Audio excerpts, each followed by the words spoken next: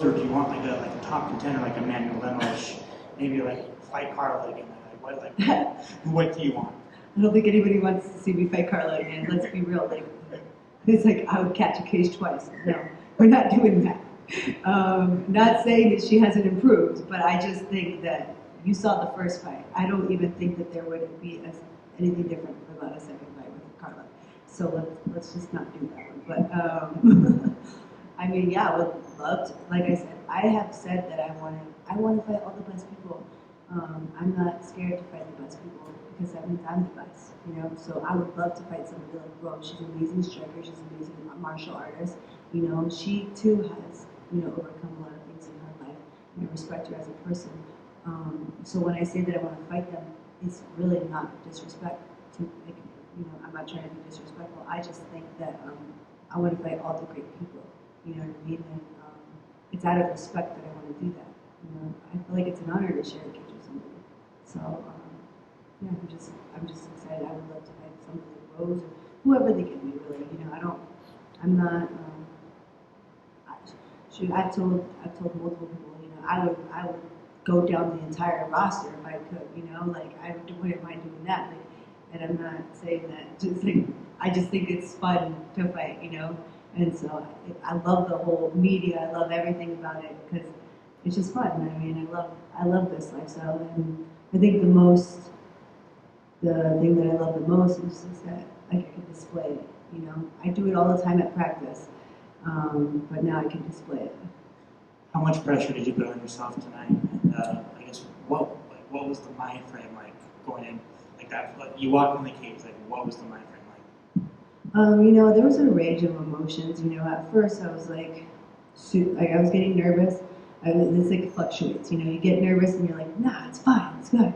I'm like, wait, is that normal? Should I not be nervous? And then you're like, wait, should I be nervous? You know what I mean? So at first I felt like a little nervous, and it's so weird when I get in the cage. Like my nerves just completely go away. It's the weirdest thing. And I have like these crazy talks with myself, and I'm like by myself, and I'm walking back and forth, pacing like a tiger. And I'm just like, you know, having these conversations with myself, and then I get out there and I'm good. You know, I'm like, it's okay. You know, I think for me, you know, growing up, you know, I put a lot of pressure on myself growing up. You know, I was a wrestler and stuff, and I competed a lot, and I wanted to be an Olympic champion from a very young age. And I think when you put a goal like that in your mind, you have to put a lot of pressure on yourself throughout your life. And I think for me, when I put pressure on myself, I excel.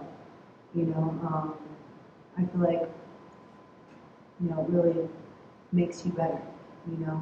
So every single day, no matter what it is, whether it's strength and conditioning, whether it's a run, I put pressure on myself so that when I get in the octagon, that pressure is more comfortable to me. You seemed like there was zero ring rust whatsoever, but like when you walked like that first round, was there any rust? Yeah, I was just kind of a little more timid than usual, you know. I was like, because in all my fights, you know, I'm like really relentless, but sometimes because I'm so relentless, I miss opportunities to do certain things. And I kind of wanted to do a little bit more, like I kind of wanted to just have a little bit more fun, you know.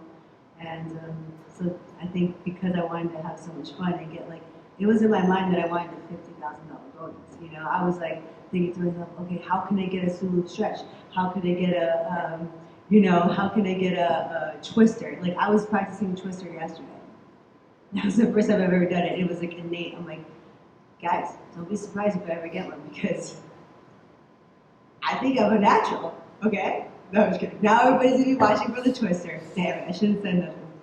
But I'm just gonna be funny, you know? They're gonna be like, watch out for this submission, watch out for that submission. But yeah, no, I'm just, I was so focused on the 50K that I don't even remember the question. I'm just ranting at this point. I'm so sorry.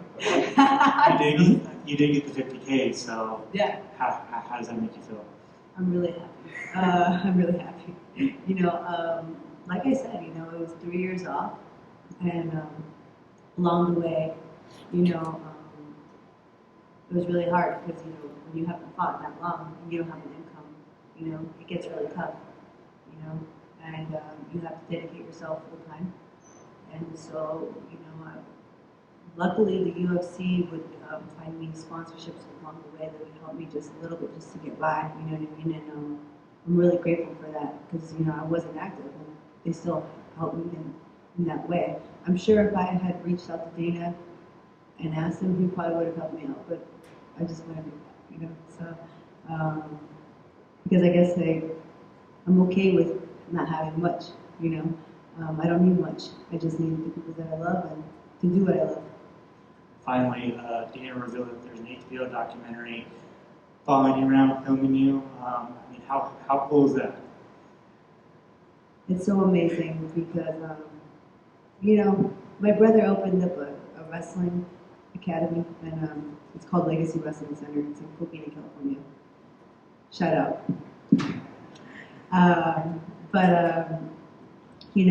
My brother's, he's changing lives, and I'm really proud of him because, he left his regular job and he pursued this, he could have just worked a regular job, but that's not his passion. His passion is coaching. And he took the chance on himself, and he made this center, and now he's going to be changing lives, young lives. And I'm really proud of him. But I don't even know where I was going with it. What was the question? It's the HBO documentary. Oh, yeah. So my brother started this, and now he has that center. And along the way, he can inspire people. But the documentary is obviously on my journey, but it's also on women's wrestling and the growth of women's wrestling. And I'm very fortunate for wrestling because it's helped me a lot. It's helped me build who I am.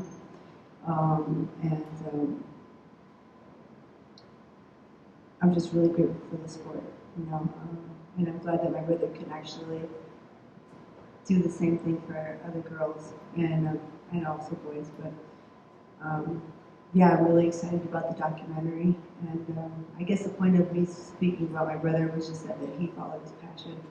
I'm really proud of him for that, and I'm really excited about this documentary. Just have one on that. I think it came up in media day, and a lot of people were saying how they considered you like the female version of Khabib when it came to wrestling. You're talking about women's wrestling. Who are some of the role models out there that people should be paying attention to when they are thinking about women's wrestling, so that they can say that you remind me of so and so? Who are some of these names out there that people should pay attention For the women's wrestling? for women's wrestling? We have Helen Morales, who I also shared. She's an Olympic gold medalist. I don't know how to say it, Tamara Menzenstock. Adeline Gray, Victoria Anthony. Those are the people from, when I was there. Clarissa Chun. I looked up to Sarah McMahon and Patricia Miranda. When I was 12 years old, I walked up to Sarah McMahon and Patricia Miranda. They were at a booth, and I was like, I want to be an Olympic gold medalist. And I didn't get to do that, but here I am, and I'm living my second dream. And I'm very fortunate because sometimes people aren't even fortunate to have one dream. And I have two. Now I have two, and I've had the pleasure of living both of them.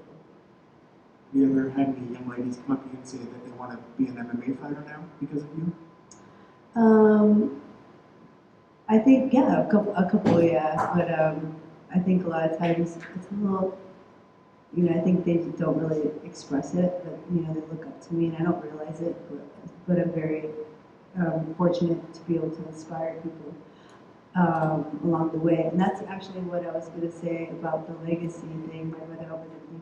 His motto, his slogan is "Role Your Legacy," and for me, I want to inspire as many people along the way in my journey, and the fact that HBO is obviously documenting that, and it's going to reach more people.